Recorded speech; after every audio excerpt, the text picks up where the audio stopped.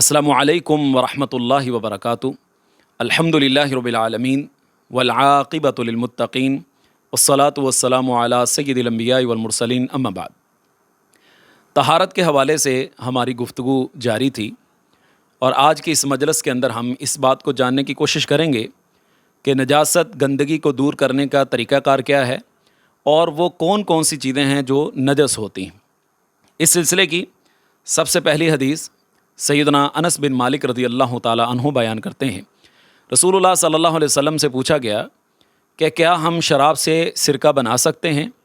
سرکہ یوں سمجھ لیجئے کہ اس دور کا ایک اچار ٹائپ ہوتا ہے، جس طرح ہمارے ہاں کہا جاتا ہے کہ اچار پورے سال کی ہنڈی ہے، اسی طرح یہ ایک سرکہ بنایا جاتا تھا۔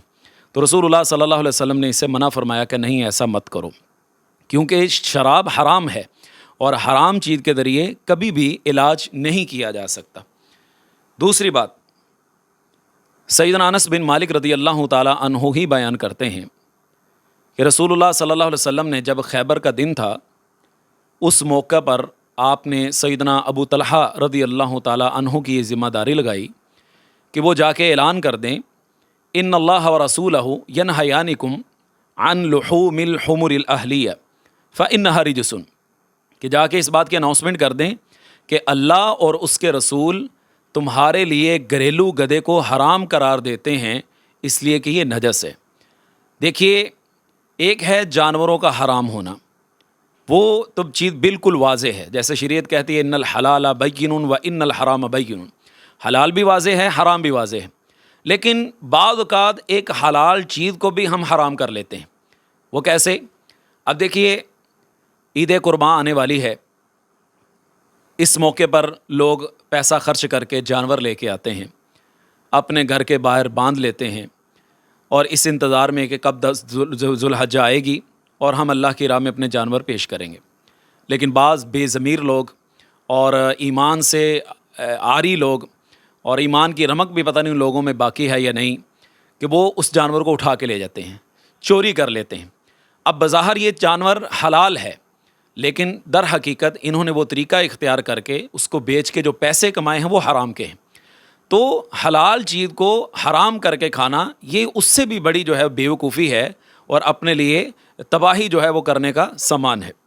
لہذا جہاں پہ گدھا کلی طور پر حرام ہے کہ وہ گھریلو گدھا کھایا ہی نہیں جا سکتا، تو اسی طرح بعض لوگ حلال چیزوں کو بھی اپنے لیے حرام کر دیتے ہیں۔ اسی طرح آگے بڑھیں تو سیدنا عمر بن خارجہ رضی اللہ تعالیٰ عنہ بیان کرتے ہیں کہ رسول اللہ صلی اللہ علیہ وسلم نے مینا کے میدان میں ہمیں خطبہ دیا۔ آپ اپنی سواری پر سوار تھے، اونٹنی پر تھے، اور اس کا لعاب اونٹنی کا میرے کندھوں پہ گر رہا تھا۔ کیا مطلب؟ کہ ایسا جانور جو اونٹ ہے، یہ جانور ہے، اس کا لعاب اگر کپڑوں کو لگ جائے تو کپڑوں کو کوئی فرق نہیں آتا، ان کپڑوں میں نماز پڑھی جا سکتی ہے، وہ ایسا معنی نہیں ہے، رکاوٹ نہیں ہے جس کی وجہ سے یہ کہا جا سکے کہ جانور کا لعاب لگنے کی وجہ سے اب نماز نہیں ہوگی، نماز جائز ہوگی۔ اگلا مسئلہ آ رہا ہے، وہ انشاءاللہ آئندہ مجلس میں اس کو ذکر کرنے کی کوشش کریں گے، کہ انسان کی جو سٹین ہے، اس کا سپرم ہے، ظاہری سی بات ہے، انسان رات کو سوتا ہے اور احتلام ہو جاتا ہے، یا میاں بیوی کے تعلقات کی صورت میں انسان جو ہے وہ جنبی ہو جاتا ہے، اور اگر کپڑوں کو سٹین لگ جاتی ہے تو اس کا کیا حکم ہے؟ کیا انہی کپڑوں میں نماز پڑھی جا سکتی ہے؟ اگر کپڑوں کو صاف کر دیا جائے تو پھر کیا حکم ہے؟ صاف نہ کیا جائے تو پھر کیا حکم ہے؟ دونوں صورتوں میں انشاءاللہ اللہ تعالیٰ کی توفیق سے آئندہ ویڈیو کے اندر یہ آپ بیان سن سکیں گے۔